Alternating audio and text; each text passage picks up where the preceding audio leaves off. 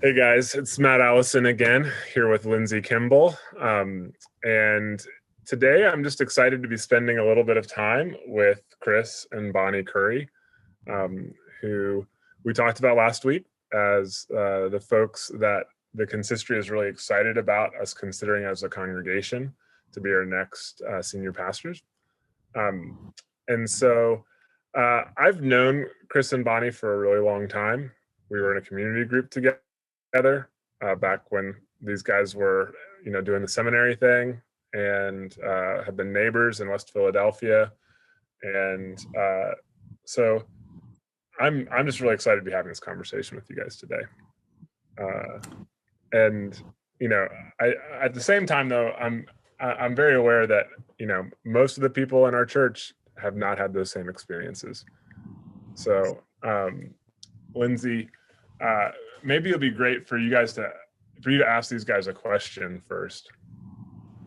Yeah. So, Chris and Bonnie, as you know, I'm coming from Liberty Church Center City, and a lot of people at Resurrection come from there. And then there's also people from City Church who maybe haven't been around a super long time. So, I would love to hear just a little bit about, yeah, what brought you to City Church first, and how did you first connect with the church? What were some of those early days like as you guys served at City Church? Yeah, happy to answer that question. Thank you.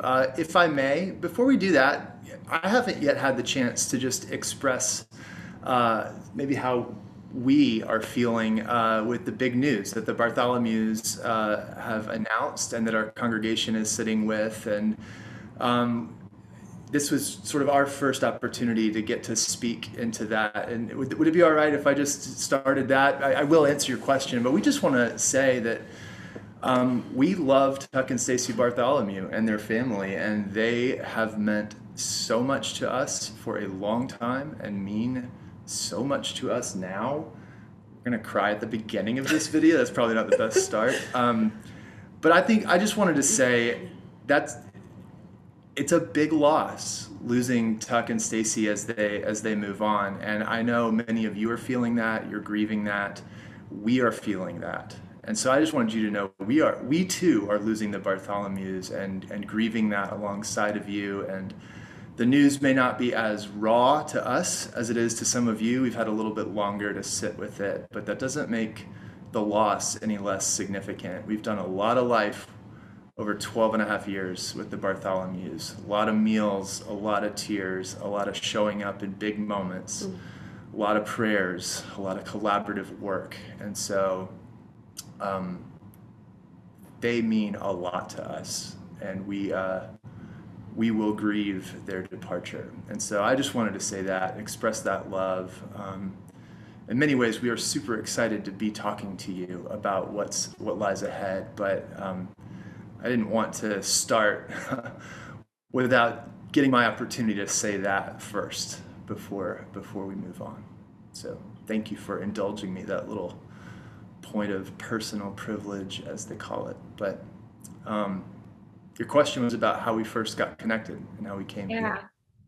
Yeah. Yeah, so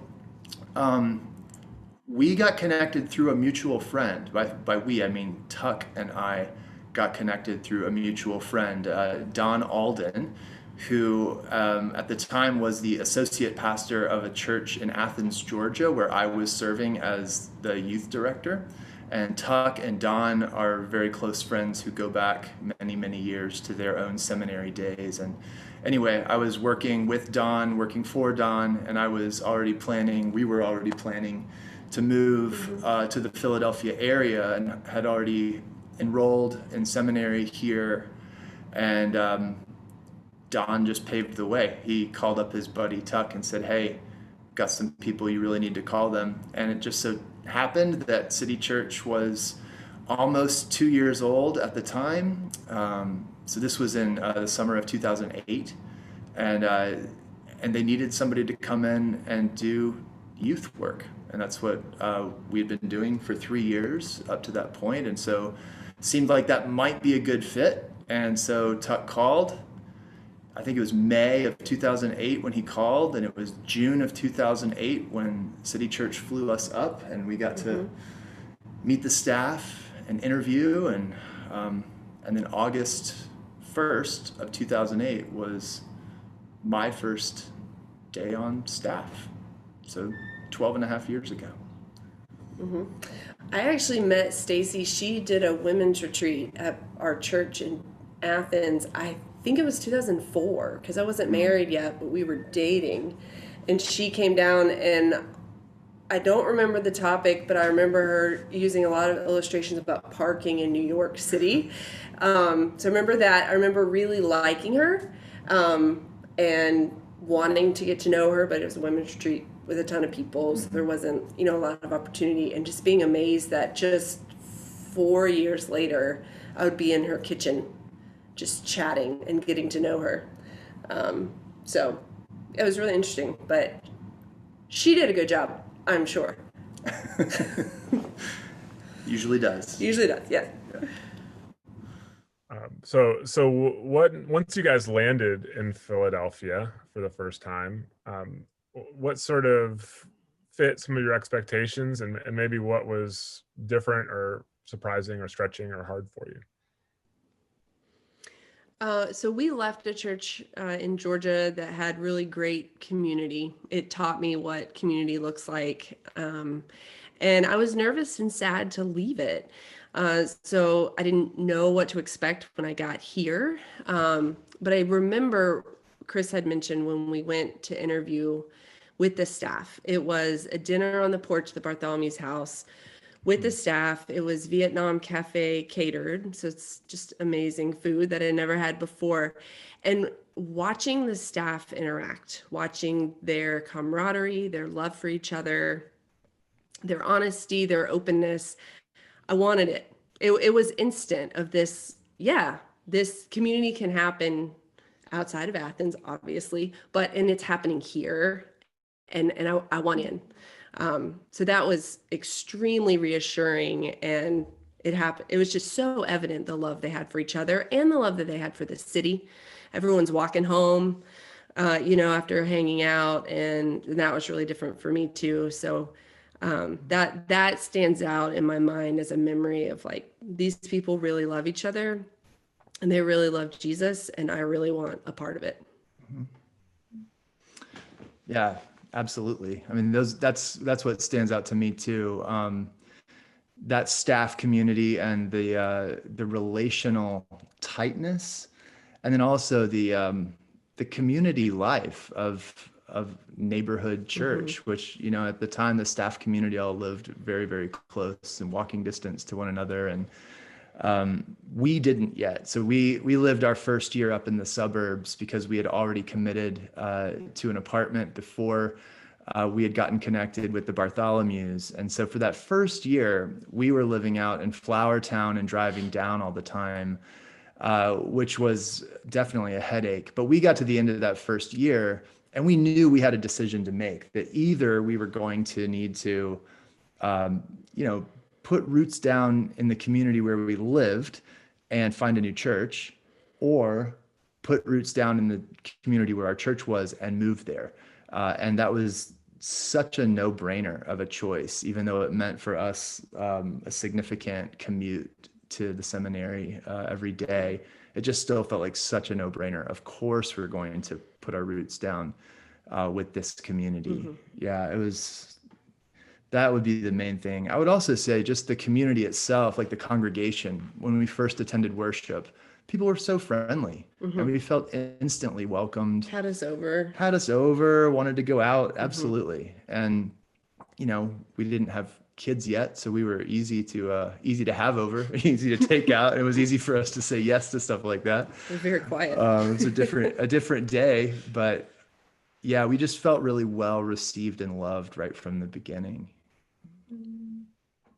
Thanks for sharing about some of those early days of your time at City Church. That was really great to hear some of that, especially for those of us who weren't there. And Chris, you guys came in 2008 to City Church and to Philadelphia. 13 years later, you're still here. How has your calling really ebbed and flowed over the years?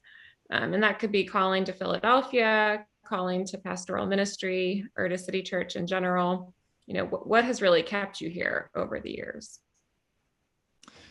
Yeah, good question. We've been here a while. Well, it's interesting.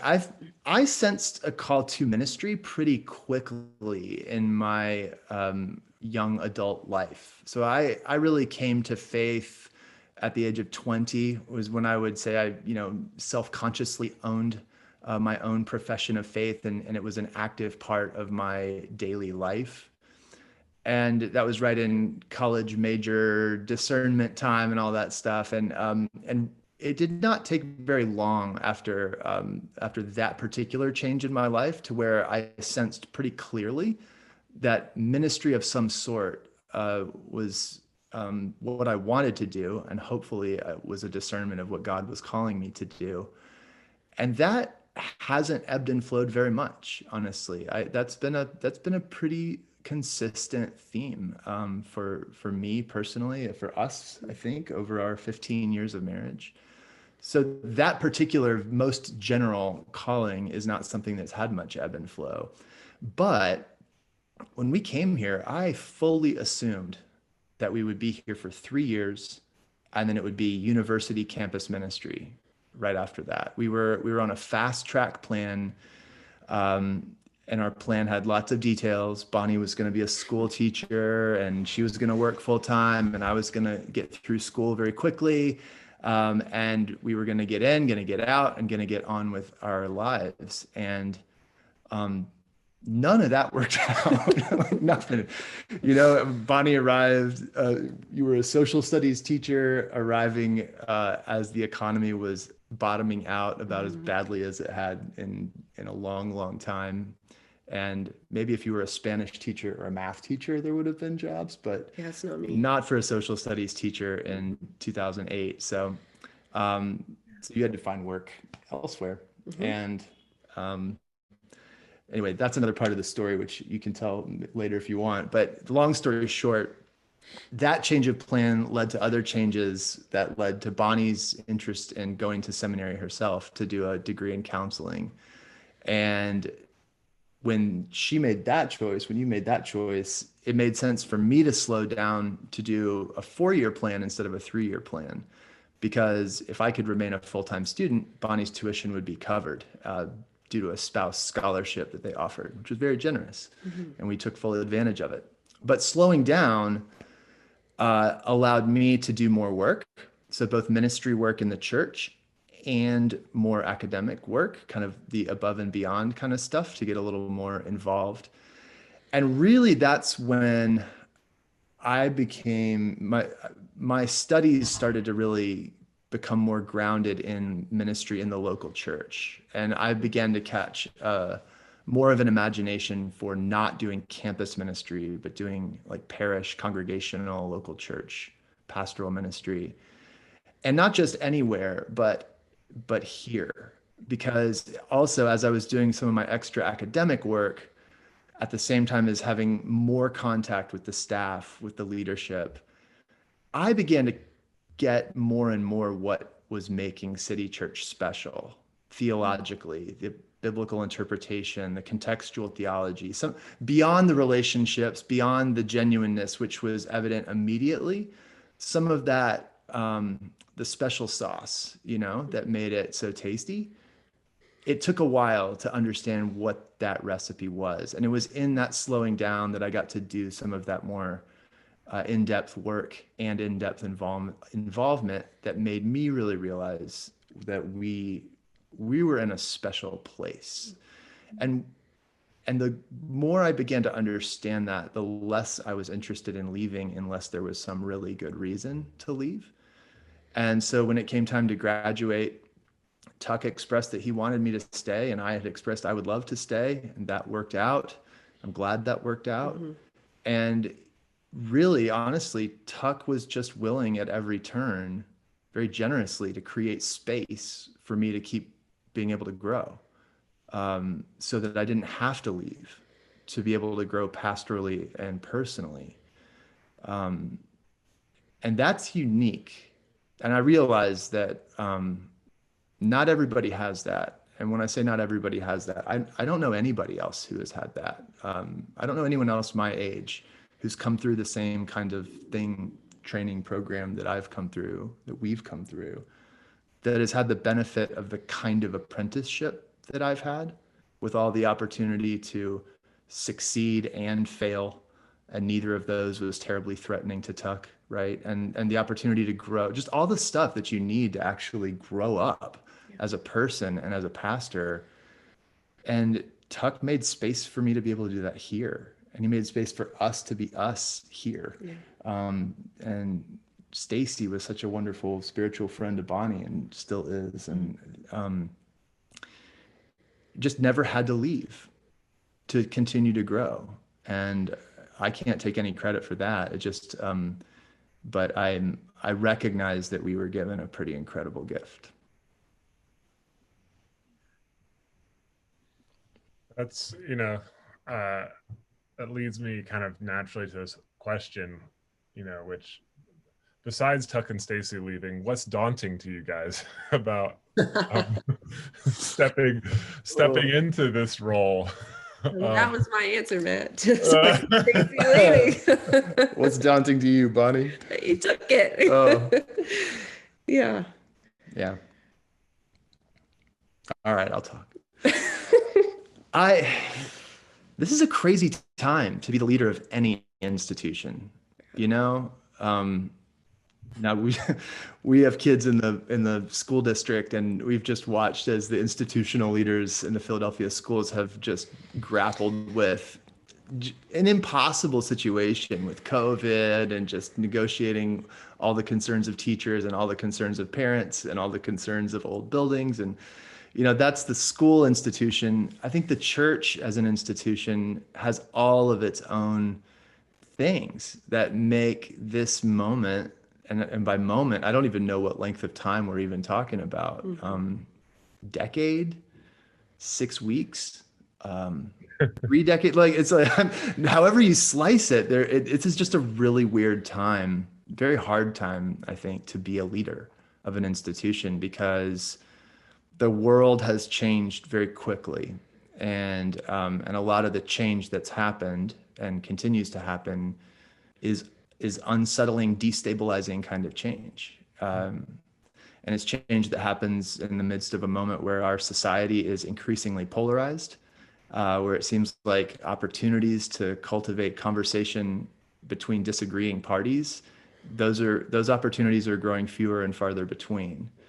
And in an organization like the church, I think that's a particular challenge, where we're to be gathering in and seeking unity and pressing forward in this common goal.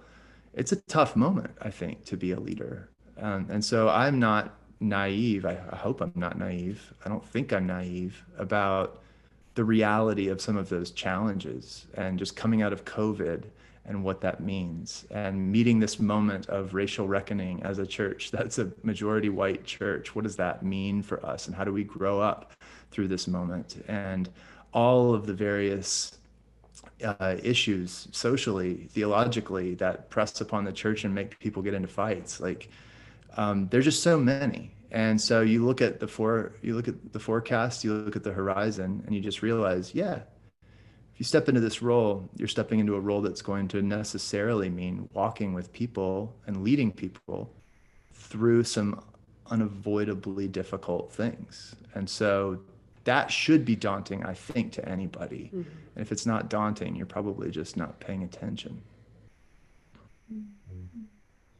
So Bonnie, I'm really sorry, but I can't let you off the hook as easily as I already took your answer. Okay. So give me a good college try. Sure. So it is daunting to step in, and I'm going to try really hard not to cry, but to step into a role of someone that you've watched do it so well for so long, and someone that you love so deeply and respect and admire. And so to step into that role is daunting. But at the same time, I know that Jesus, the same Jesus that is with Tuck and Stacy, is with us. and with our people and our church, and he's for us and with us. And so, yes, that is very daunting, but to remember that he's with me, he's with us, and he's faithful, and he will continue to lead. Funny. So I made you guys give the hard answer first, at least what I imagine is the hard answer first. So I'd also like to hear from you about what feels exciting about this change for you. You want to go first this time? Sure. Yeah. So Matt can't yell at me again. So I'm super excited about just the hospitality piece of it. And like you were saying, whenever we get to do that again, that's been one of our favorite things. That's also been one of the ways that I feel like I can really connect with Chris in the job, is to have people into our home. And not to talk too much about the Bartholomews, but they taught us how to do that well too. So I'm really excited about what we can do, what our home can be once it's safe when it's to safe do to so. do that. Yeah. Yeah, definitely. I share that excitement a lot. One thing I'm honestly excited to just be staying. We love where we live. We love our neighbors. We love our neighborhood. We love this church community. We love this city.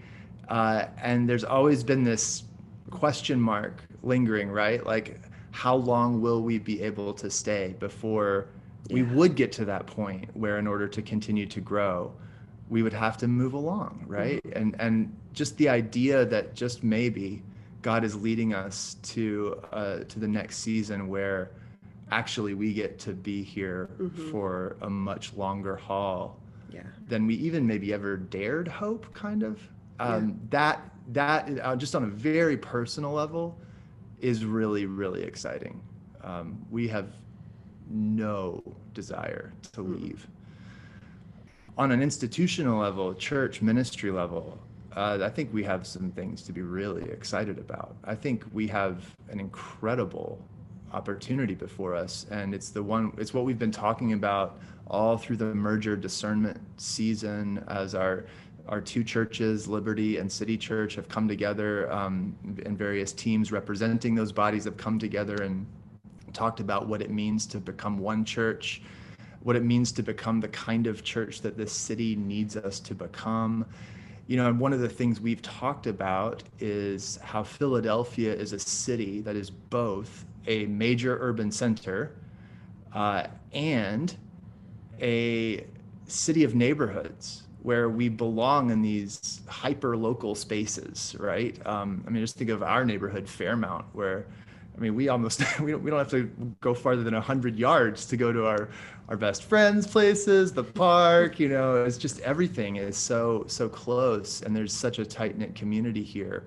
Yet at the same time, this is a major city. It's a hub for education and the arts and medicine and all kinds of really important things, industry.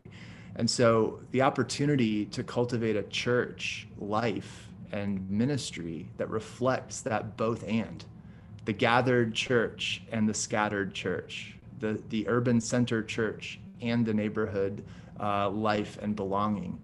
That to me is very exciting. And I think as we look ahead at just the rest of the 21st century and beyond, as we continue to move into this post-Christian, post-church society era that we're in, and the church it occupies a very different place in our society than it did even 20 years ago. And so a lot of the ways that we are familiar with doing church come from an imagination that was shaped by the way the world was long ago. And some of the, I think, adapting to the way the world is and is becoming is a really difficult thing.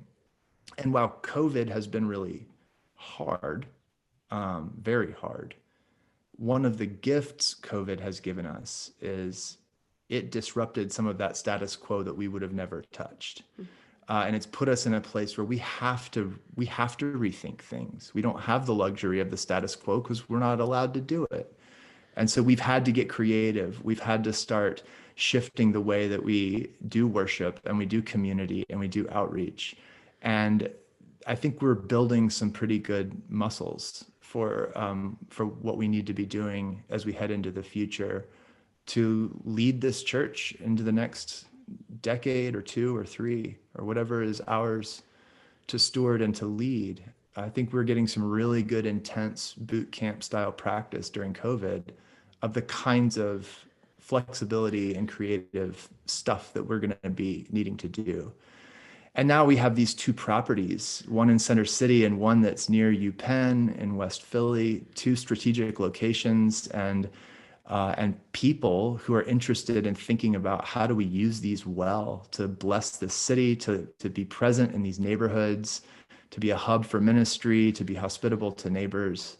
There's just so much opportunity ahead of us. I know it's a lot to do, but it's a lot we get to do. It's a lot we get to address and think about and dream about and pray about. And so I just think there's so much to be excited about right now as we head into the thawing of this COVID winter and whatever lies beyond, hopefully, summer 2021.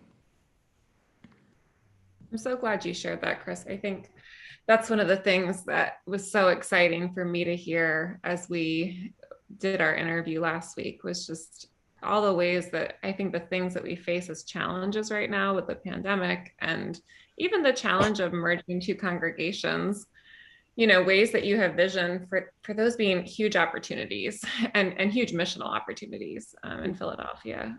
So I'm glad those watching this video are getting to hear some of those pieces too. And for those of you watching, we really hope this is the beginning of you getting to know Chris and Bonnie. And one way we want to continue to invite you into this process of calling Chris as our senior pastor is to invite you to a town hall conversation. And that will be on Sunday, February 28th at 4 p.m.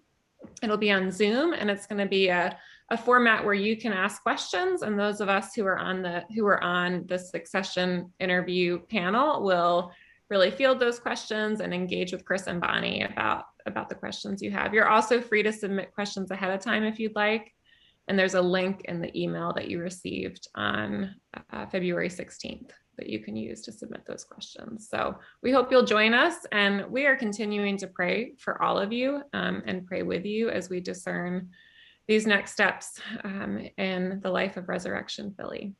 Thanks for joining us today. And thank you, Chris and Bonnie, for taking the time to talk with us. Thank Thank you. you. Thanks, guys.